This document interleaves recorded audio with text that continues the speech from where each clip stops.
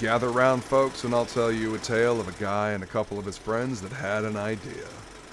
An idea for a TV show about comics back in the infancy of YouTube and our halcyon days of youth. We called it Last Wednesday, and we talked about comics, news, and reviews.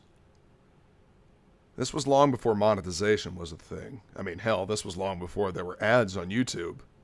Yeah, YouTube used to be ad-free. We did it all for fun. Well, I did anyway. But that's a story for a different time. On occasion, we'd make it to a convention and talk to some of the creatives that made the books we loved. This is how I made friends with and got to interview some of my favorite people in comics.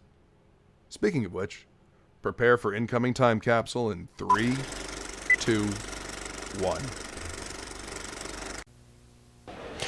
All right, we're here at MegaCon 2007. I'm Luke for Last Wednesday, and we're over here at the Students of the Unusual booth. Now, these guys have been making a huge splash around the conventions, and what's your name, sir? Hey, I'm Terry Cronin. We're talking about Students of the Unusual. Our latest issue is the first comic that actually has a DVD in it. We had a contest where filmmakers made movies based on our stories, and just for the price of $3, you get a full-color comic book plus a 2-hour of content DVD that is just fantastic, a lot of fun. It's like getting a mini film festival in your comic.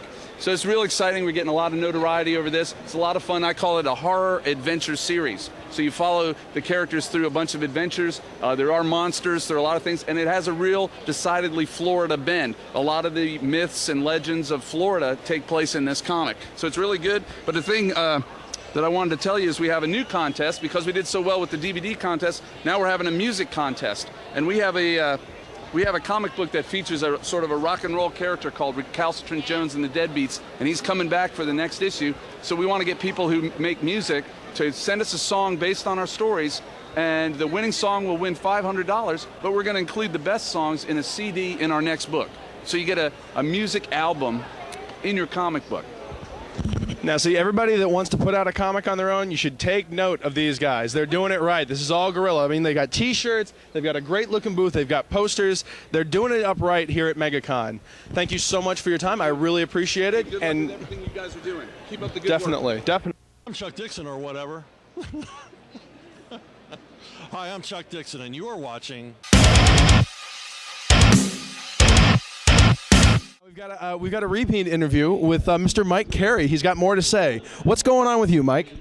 Well, we're just talking about this this book that I've got coming out from Minx, which is DC's new line for like the teenage girl audience. I'm doing a book with Sonny Liu and Mark Hempel, the same art team that I did My Faith in Frankie with. The book is called Regifters, and it's a martial arts rom-com. It's about a Korean-American girl living in Los Angeles who goes in for a Hapkido tournament and then falls in love with the guy she has to beat in the final. And it's a kind of a comedy with a lot of social comment and with a very kind of, again, a very soft center. It's a sentimental story, but it's also very funny, and it has great art by Sonny and Mark. It's one of the best things I've ever written, I think. Well, thank you very much once again for your time, Mr. Carey. It's always a pleasure to talk to you. Everybody, go check it out. And while you're at it, go look for My Faith in Frankie. It's out in a little graphic novel, Tokyo Pop-sized format. Go find it. It's worth your time, worth your money. This is not Darwin Cook, but it's Jimmy Palmiotti, and you're watching. Have fun. This is Luke, back with our continuing coverage of MegaCon 2007 here for Last Wednesday. Now, my next guest is a very special man who is related to Frank Baum, writer of The Wizard of Oz. Mr. How do you say your last name? Bill Goettle. Bill Goettle? Yes. And you said you're related to Frank Baum, correct?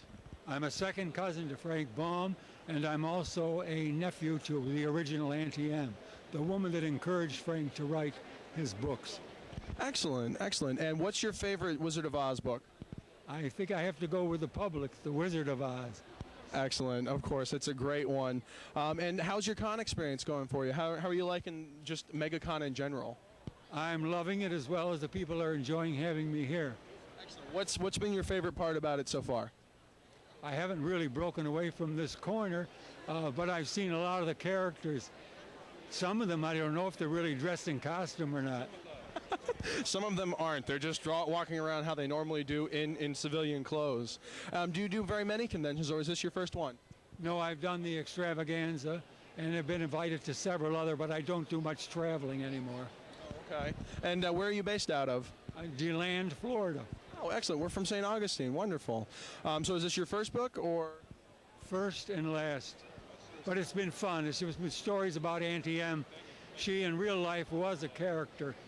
She did get to New York City to see the premiere in New York, and Mayor LaGuardia toured her on the town.